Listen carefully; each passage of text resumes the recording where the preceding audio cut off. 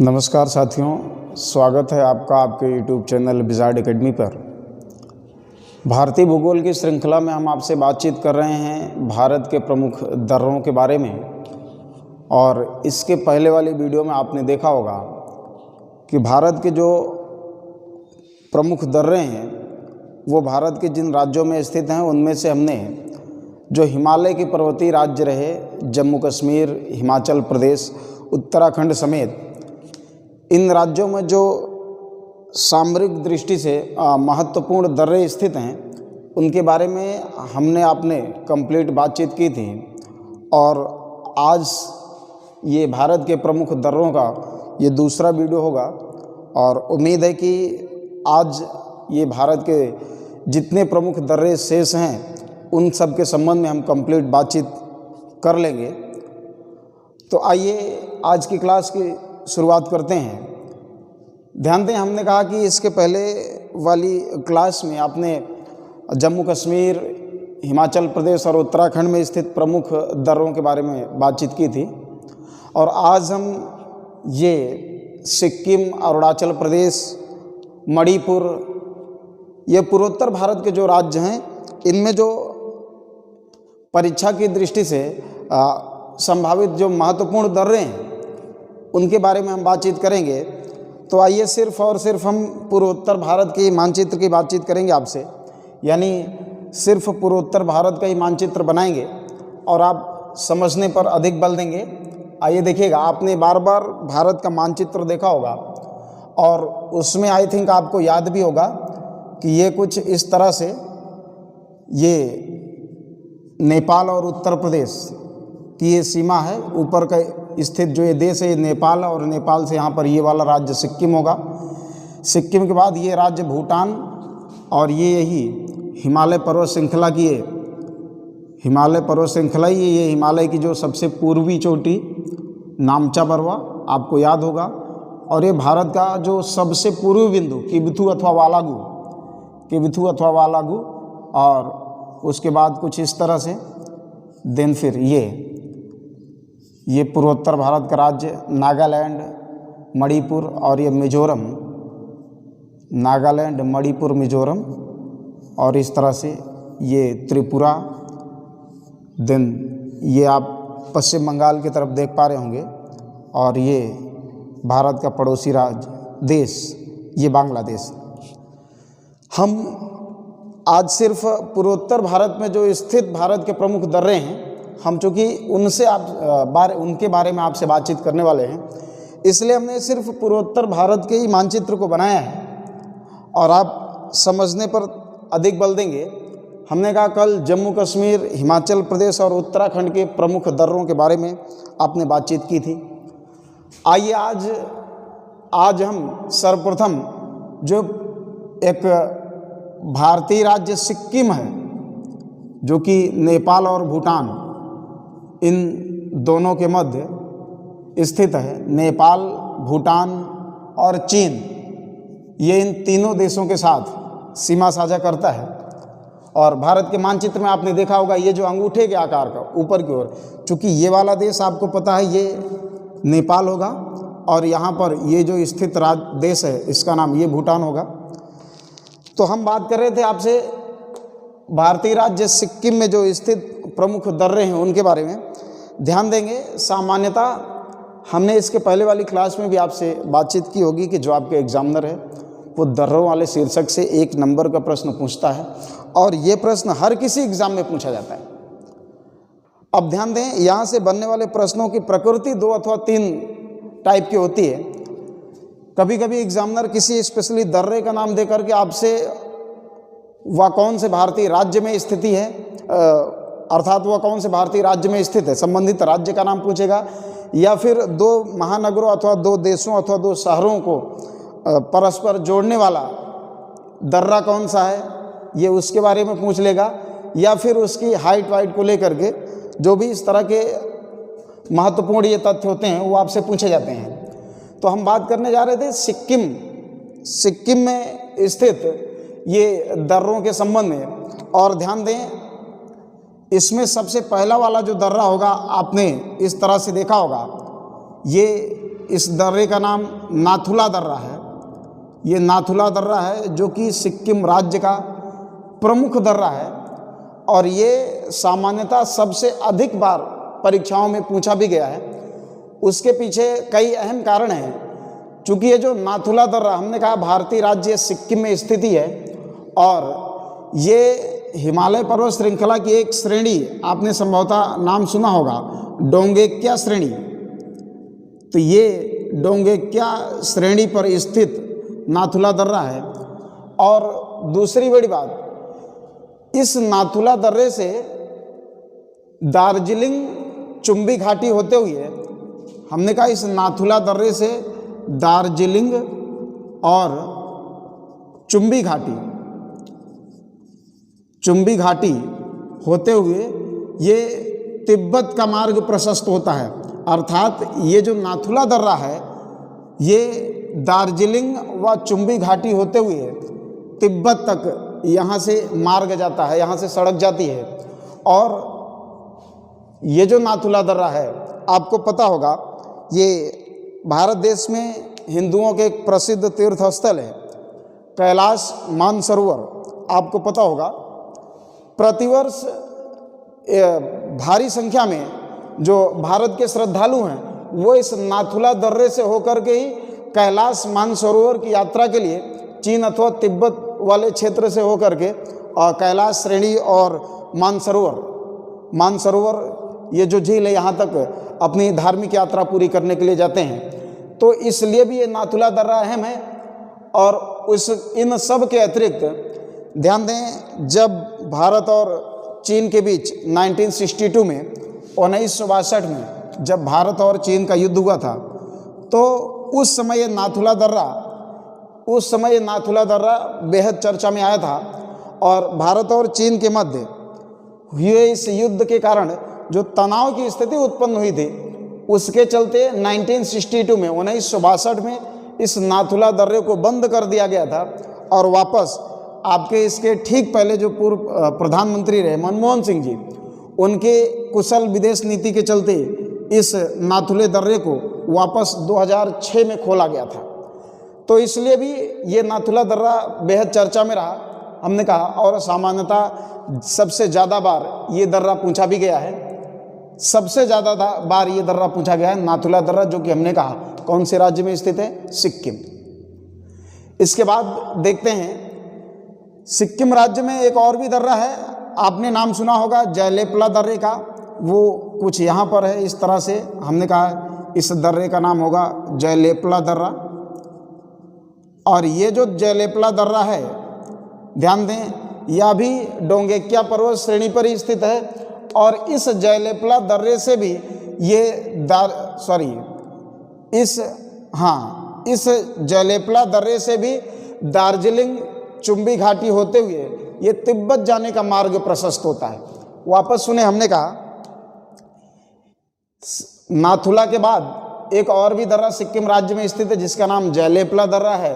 और हमने कहा यह जयलेपला दर्रा भी डोंगेक्या पर्वत श्रेणी पर ही स्थित है। और इस जयलेपला दर्रे के माध्यम से दार्जिलिंग और चुंबी घाटी होते हुए ये तिब्बत जाने का मार्ग प्रशस्त होता है।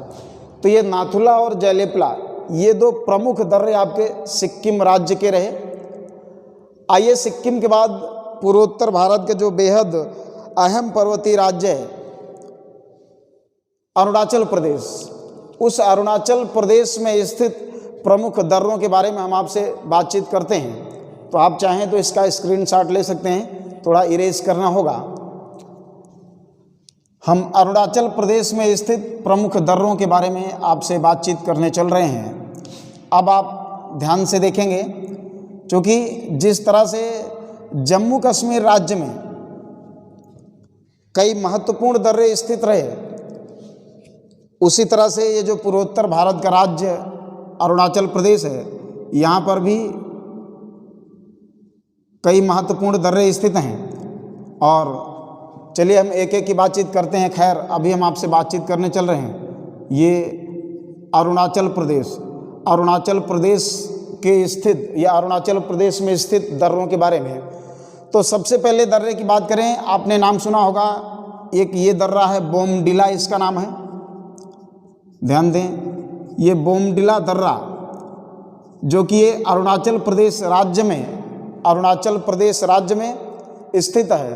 और ये बोमडिला दर्रा अरुणाचल प्रदेश राज्य के उत्तर पश्चिम दिशा में स्थित है।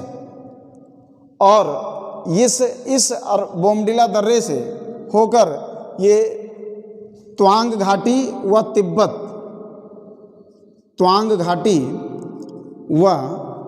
तिब्बत का मार्ग प्रशस्त होता है।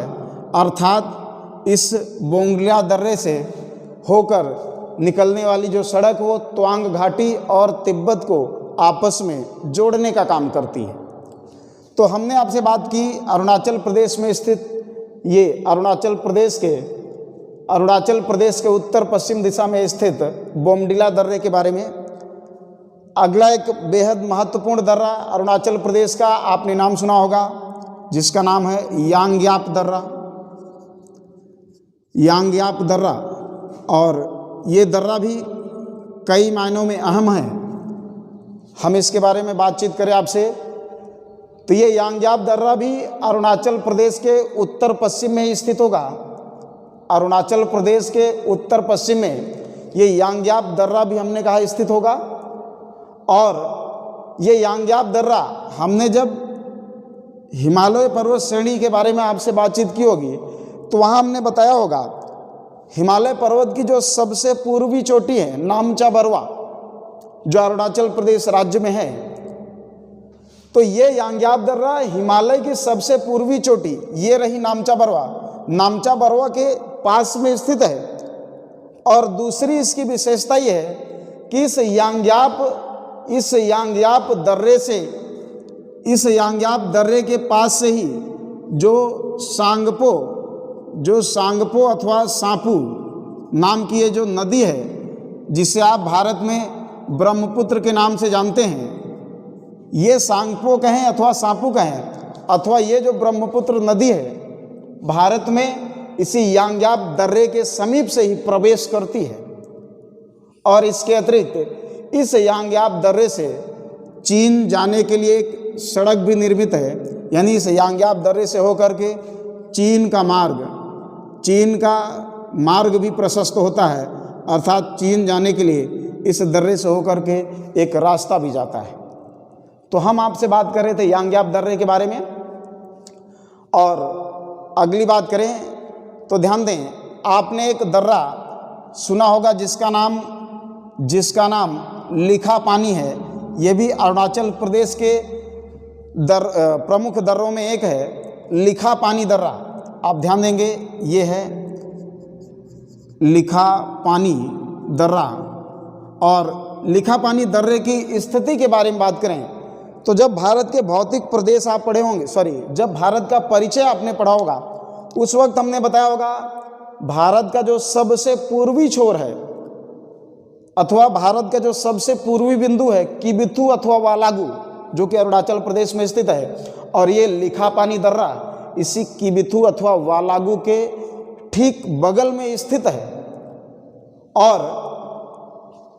और इस लिखा पानी दर्रे से होकर के ये म्यांमार का मार्ग प्रशस्त होता है। अर्थात ये जो लिखा पानी दर्रा हमने कहा अरुणाचल प्रदेश का सबसे पूर्वी दर्रा है। अगर एग्जामिनर आपसे पूछे अरुणाचल प्रदेश का सबसे पूर्वी दर्रा निम्न में से कौन सा है, तो लिखा पानी आप जरूर याद रखेंगे। और हमने कहा ये लिखा पानी दर्रा भारत के सबसे पूर्वी बिंदु किबिथु अथवा वालागू के ठीक बगल में स्थित है। और तीसरी बड़ी बात हमने कहा इस लिखा पानी दर्रे से होकर के म्यांमार के लिए सड़क जाती है। अर्थात ये लिखा पानी दर्रा अरुणाचल प्रदेश व म्यांमार को आपस में जोड़ता है। हमने कहा ये लिखा पानी दर्रा अरुणाचल प्रदेश व म्यांमार को आपस में जोड़ता है। इस तरह से हम चूँकि अरुणाचल प्रदेश में स्थित प्रमुख दर्रों के बारे में बात कर रहे हैं, बोमडिला, यांग्याप और लिखा पानी, ये अरुणाचल प्रदेश में स्थित 3 प्रमुख दर्रों के बारे में आपने बातचीत की। अगला एक दर्रा आपने कई बार सुना होगा जिसका नाम दिफू दर्रा है। ध्यान दें, वो यहाँ पर स्थित होगा। ये दिफू दर्रा, ये इस तरह से है, ये रहा दिफू दर्रा, भी अरुणाचल प्रदेश के प्रमुख दर्रों में से एक है।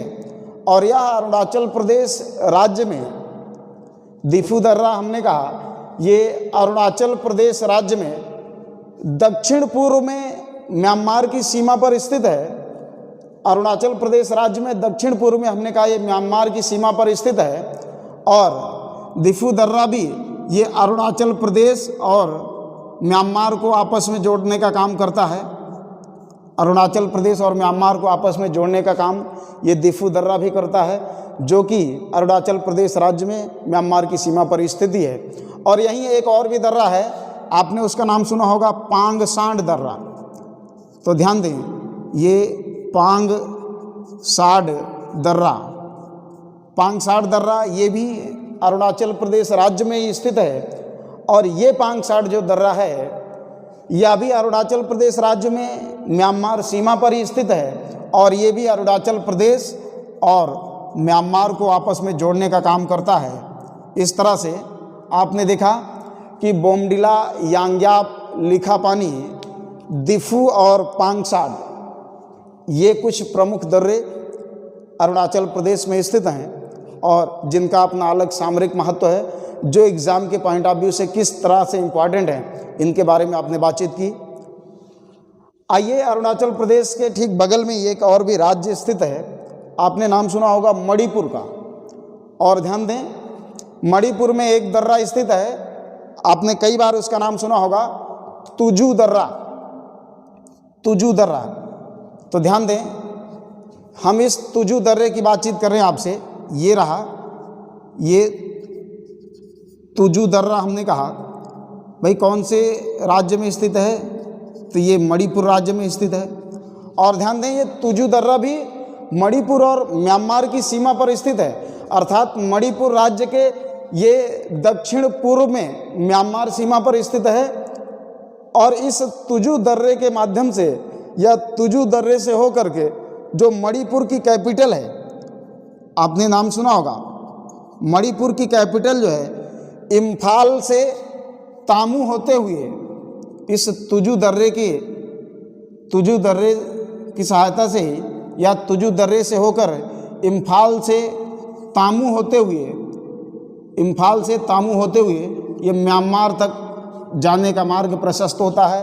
अर्थात ये जो तुजू दर्रा मणिपुर राज्य में दक्षिण पूर्व में म्यांमार सीमा पर स्थित है, इस दर्रे से होकर इम्फाल से तामू होते हुए म्यांमार तक सड़क जाती है। तो इस तरह से आपने देखा पूर्वोत्तर भारत के जो 3 प्रमुख राज्य हैं, जिनमें सिक्किम, अरुणाचल प्रदेश और ये मणिपुर है, इन राज्यों में स्थित प्रमुख दर्रों के बारे में हमने आपसे बातचीत की। अगर साथियों ये वीडियो आपको पसंद आ रहा हो तो आप लाइक वाली बटन प्रेस करना ना भूलिएगा, साथ ही अपने दोस्तों को आप इसे शेयर करेंगे। आइए हम इसके बाद दक्षिण भारत में स्थित कुछ प्रमुख दर्रों के बारे में आपसे बातचीत करते हैं।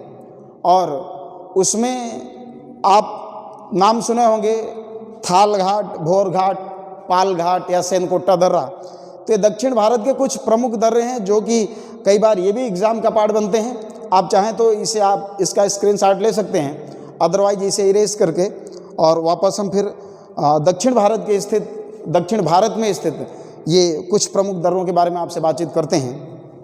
तो आइए देखिएगा, चूँकि दक्षिण भारत के हम दर्रों के बारे में आपसे बात करने चल रहे हैं, इसलिए उसके लिए सिर्फ दक्षिण भारत के मानचित्र की आवश्यकता होगी।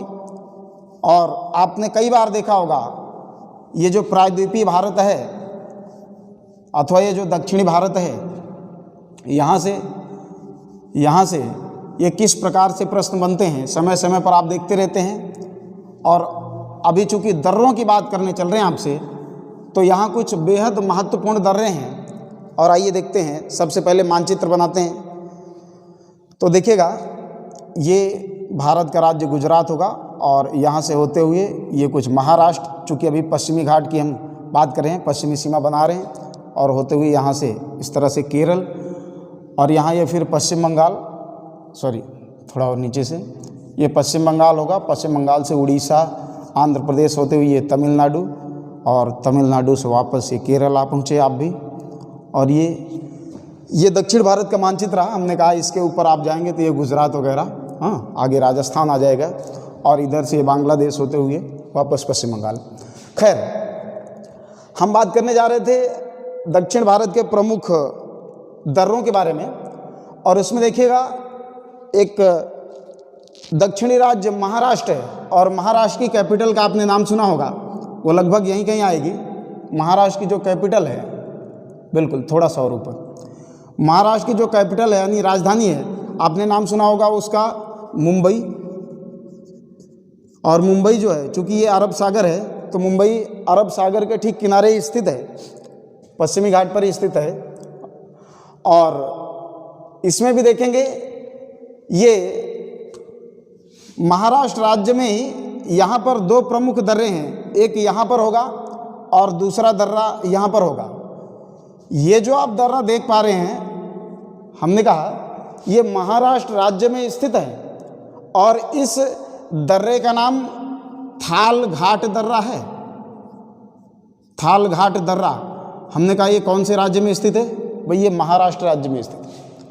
और इस थाल घाट दर्रे की विशेषता ये है कि थाल घाट दर्रा पश्चिमी घाट पर्वत श्रेणी पर स्थित है। और दूसरी बड़ी चीज, इस थाल घाट दर्रे से होकर के दिल्ली और मुंबई के मध्य ये सड़क और रेल मार्ग के माध्यम से समस्त यातायात सुविधाएं बहाल होती हैं। अर्थात ये जो थाल घाट दर्रा है, ये दिल्ली और मुंबई, ध्यान दें, हमने कहा ये जो थाल घाट दर्रा है ये महाराष्ट्र राज्य में पश्चिमी घाट पहाड़ी पर स्थित है, और ये थाल घाट दर्रा दिल्ली व मुंबई को सड़क और रेल मार्ग के माध्यम से परस्पर यानी आपस में जोड़ता है। इसलिए ये थाल घाट दर्रा बेहद महत्वपूर्ण है। आप इसे जरूर ध्यान देंगे, महाराष्ट्र राज्य में स्थित है। और थाल घाट के बाद हमने कहा अगला ये जो दर्रा आप देख पा रहे हैं, इस वाले दर्रे का नाम भोर घाट है। ये भोर घाट दर्रा है, और ध्यान देंगे यह भी महाराष्ट्र राज्य में स्थित है। और इस भोर घाट दर्रे की विशेषता ये है कि ये आपने नाम सुना होगा, ये चूँकि मुंबई है, मुंबई के अतिरिक्त आपने नाम सुना होगा पुणे का, और पुणे के अतिरिक्त महाराष्ट्र का ही शहर आपने नाम सुना होगा बेलगांव का। तो ध्यान दें, ये भोर घाट जो दर्रा है ये मुंबई, पुणे और बेलगांव इन सबको सड़क और रेल मार्ग के माध्यम से आपस में जोड़ने का काम करता है।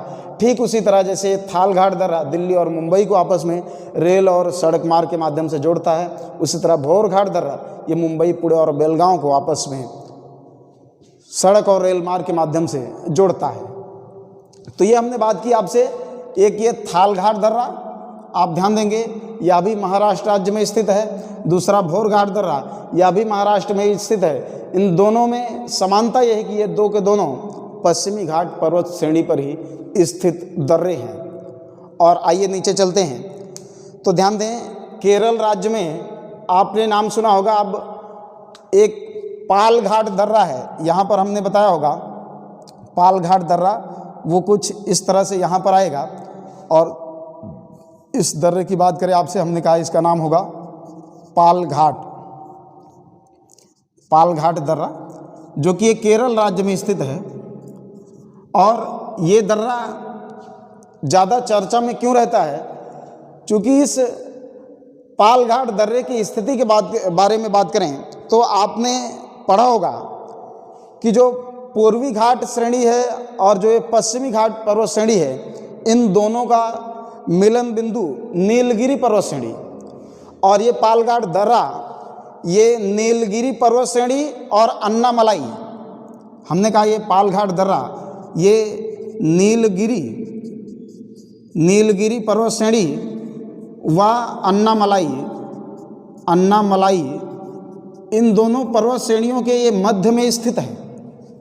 पाल घाट दर्रे की हमने विशेषता आपसे बातचीत की, ये नीलगिरी पर्वत श्रेणी व अन्नामलाई इन दोनों पर्वत श्रेणियों के मध्य में स्थित है। और इसके अतिरिक्त आपने नाम सुना होगा कालीकट का, जो कि केरल का बेहद प्राचीन नगर अथवा शहर भी है। और ये वही कालीकट है जहाँ पर 1498 में 1498 में सबसे पहले जो वास्को डी गामा पुर्तगाली यात्री था वो भारत पहुंचा था। तो हम बात करने जा रहे थे पालघाट जो दर्रा है, ये केरल का जो शहर कालीकट है, ये कालीकट को कोयम्बटूर से जोड़ने का काम करता है। कोयम्बटूर, इस तरह से आपने देखा कि पालघाट दर्रा केरल राज्य में नीलगिरी व अन्नामलाई पर्वत श्रेणी के मध्य स्थित है। और ये पालघाट दर्रा केरल का एक शहर जो कालीकट है उसे कोयम्बटूर से जोड़ता है। और अगले दर्रे की बात करें, ये आखिरी दर्रा भी होगा। अगले दर्रे की बातचीत करें तो आपने ध्यान देंगे ये भी यही केरल राज्य में स्थित होगा। ये थोड़ा सा और कुछ इस तरह से यहाँ पर ये केरल राज्य में यह भी स्थित दर्रा होगा। और इस दर्रे का नाम सेनकोट्टा दर्रा हो। ध्यान दें, ये दर्रा हमने कहा इसका नाम सेनकोट्टा दर्रा है और यह भी केरल में ही है। सेनकोट्टा दर्रा भी केरल राज्य में स्थित है। और जब हमने आपसे पश्चिमी घाट पर्वत श्रेणी के बारे में बात की होगी तो उस वक्त हमने कहा होगा जो पश्चिमी घाट पर्वत श्रेणी है उसका जो दक्षिणी विस्तार है केरल राज्य में, जो सबसे दक्षिण की ओर विस्तार है, उसे केरल में इलायची पहाड़ियों के नाम से जाना जाता है। और ये सेनकोट्टा दर्रा भी हमने कहा केरल राज्य में जो पश्चिमी घाट की सबसे दक्षिणी श्रेणी है, जिसे इलायची पहाड़ी की संज्ञा देते हैं, इलायची पहाड़ी की संज्ञा देते हैं, ये सेनकोट्टा दर्रा केरल राज्य में इलायची पहाड़ी पर स्थित है। और इसके अतिरिक्त ये जो सेनकोट्टा दर्रा है, ये जो सेनकोट्टा दर्रा है भारत के सबसे जो दक्षिणी दो राज्य हैं, इसमें एक केरल और दूसरा आपको पता है ये तमिलनाडु। ये सेनकोट्टा दर्रा केरल राज्य को तमिलनाडु राज्य से जोड़ने का कार्य करता है। इस तरह से आपने देखा कि सेनकोट्टा दर्रा पश्चिमी घाट पर्वत श्रेणी पर सबसे दक्षिण में ये इलायची की पहाड़ियों पर स्थित है। कोट्टा दर्रा केरल को तमिलनाडु राज्य से जोड़ता है। आई थिंक ये चीज़ें आप प्रॉपर तरीके से समझ पाए होंगे। और साथियों, अगर ये क्लास आपको पसंद आ रही तो आप इसे लाइक और सब्सक्राइब जरूर कीजिएगा। साथ ही साथ आप अपना सुझाव हमें कमेंट के माध्यम से देते रहेंगे। आज की क्लास में फ़िलहाल बस इतना ही, फिर मिलेंगे हम आपको अगले वीडियो में। तब तक के लिए नमस्कार।